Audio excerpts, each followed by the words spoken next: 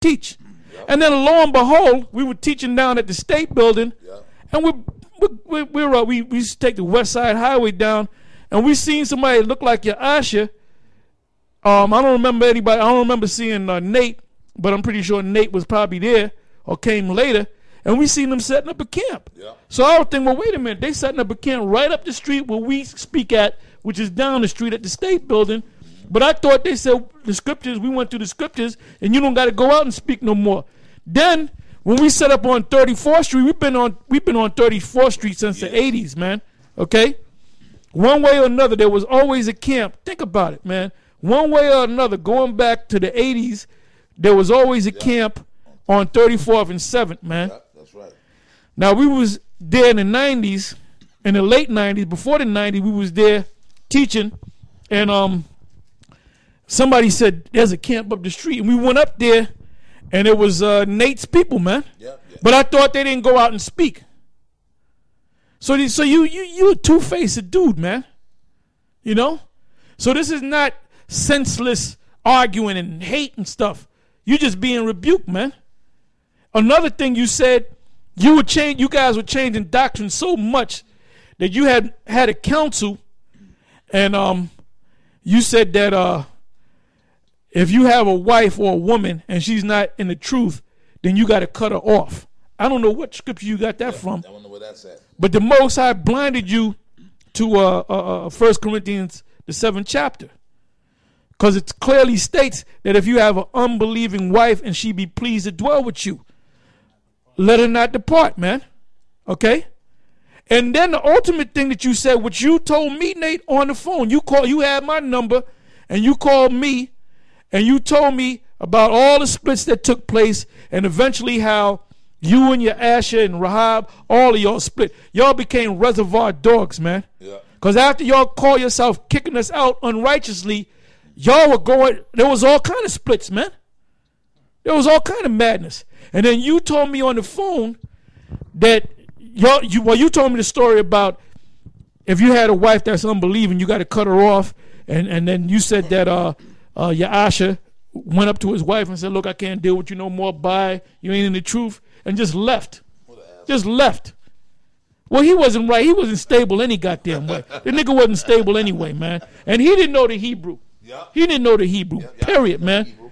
And Rahab, I think he did the same thing. And pretty much most of y'all just cold cut your wives off, man. And then you stay with your wife because you said, well, my wife is still she was in the truth. Yeah, so me and her stayed together, you know, which was clearly unscriptural, man. Yeah. All right. And then you said you guys said, well, look, we don't have to keep the laws no more because we're under grace. And then you guys could eat pork and all that. And there was guys that didn't want to eat pork, but they'll say, okay, we don't got to keep the law, but I ain't going to eat pork. And then you guys said you got to eat pork to prove that you're not keeping the law. But now all of a sudden, you flipped it, you spiritually, demonically flipped it around, and now you got to keep the laws. Every time something that come out of your mouth is keep the laws. Well, I just read that the old has vanished away, and we're waiting for a new. It said in that day, we shall all know the laws. So technically, according to that scripture, none of us have to keep the laws, right? Give me Chronicles 2 and 16. That's something real quick, and that's wicked as hell. Like, even if like you don't have to keep the law. Meddle not with them that are given to change. Man. Yeah, that's wicked. But why pork? We ain't never changed nothing, man. But them guys wanted it. You know what? They wanted to eat pork. They was because why pork? Why? Okay, if you don't got to keep the law, then you don't got to keep the law. But then you got to eat pork.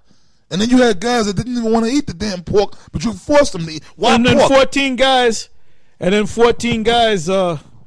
left. They didn't come back the next week. And then you when you saw that the 14 guys didn't come back, and you knew this is you talking to me. You knew that you were going off. Now, what if them 14 guys would have stayed? Your guys would have still continued to be eating pork, man. This is the book of Colossians. Hey, so as Officer Gedaliah, Brother Gedaliah said, he said that we can't be having hatred and we can't be having these senseless. What we're doing on our side is not senseless, man. Everything we're doing is for a reason. Okay? When a man goes off, we're commanded to correct that man. That's right. Yeah, well, if I may, we're not doing it. The Most High is, we're just instruments of the Yahweh Shem Yahushai, all right? And his spirit is on us to do what we're doing. Colossians 2:16. Let no man therefore judge you in meat or in drink or in respect of an holy day or of the new moon or of the Sabbath days. Now what is that? We're going to continue to read. Now what if you got guys that's in your camp that don't want to keep the Sabbath? But you're going to say, keep the law, brother. Well, wait a minute. What did Paul say? And don't tell me you don't deal with the Old Testament like Nasi. You know, that clown from Atlanta, that guy that's stuck in the New Old Testament. Okay? Read that again.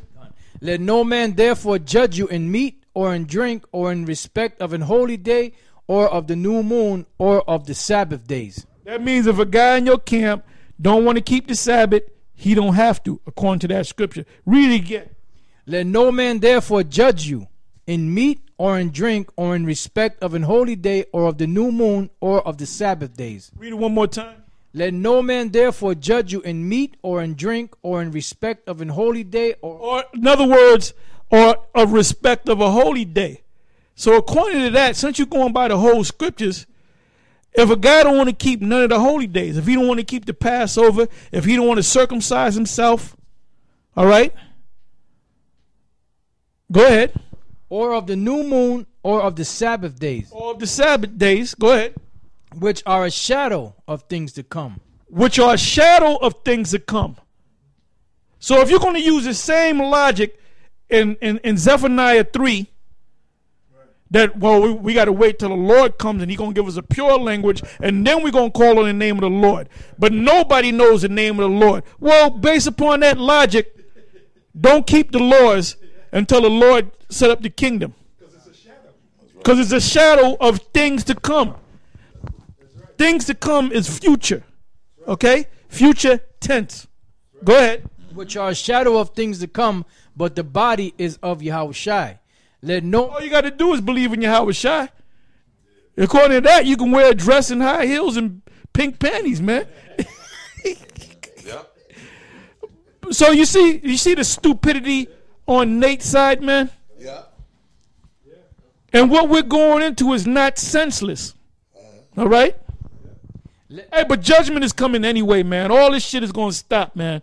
Mosai, Papa coming with that whipping stick, man. Okay?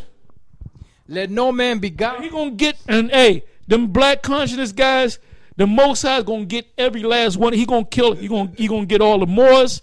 He gonna get all the back to Africa guys. Yeah. He gonna get King Noble. He gonna get the new Wabians. Who else? He gonna get them Islamic cats. That's right. He gonna get them Masons. He gonna get them Elks. He gonna get them Democrats. He gonna get them Republicans. If you're a Democrat or a Republican and talk about you, and don't let me hear you being in the camp talking about you going out to vote, man. I might just lose it and beat the shit out you, man.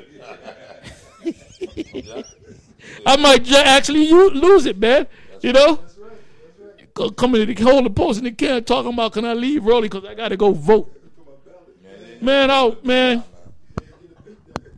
The whole camp will beat your ass, man. Hey, this is the book of Exodus. It will be on the news. The GMS guys beat the hell out of one of their own senseless beating. And I said, look, there wasn't no senses, man. This guy was a Republican, man. I said he deserved the ass whipping. Yeah, that's the devil would put words like that. Senseless beating. Yeah. They'll hype it up, man. Yeah, go ahead. Yeah, that's the devil for you. This is the book of Exodus, chapter 20, verse 7. It says, "Thou shalt not take the name of the Lord thy power in vain, for the Lord will not hold him guiltless that taketh his name in vain." Now, the word there in the blue letter for vain is with the pronunciation is shav, right? But now this is how they explain it, meaning emptiness. So if you taking the Lord's name like it has no value, like it's empty, vanity, falsehood, nothingness, meaning to make light of the Lord's name. All right, it said worthlessness. So by you saying that you don't have to deal with the Lord's name, you're just saying that the Lord's name is worthless. So and that's taking the Lord's name in vain. And he said he's not going to hold you guiltless. I got a precept for. This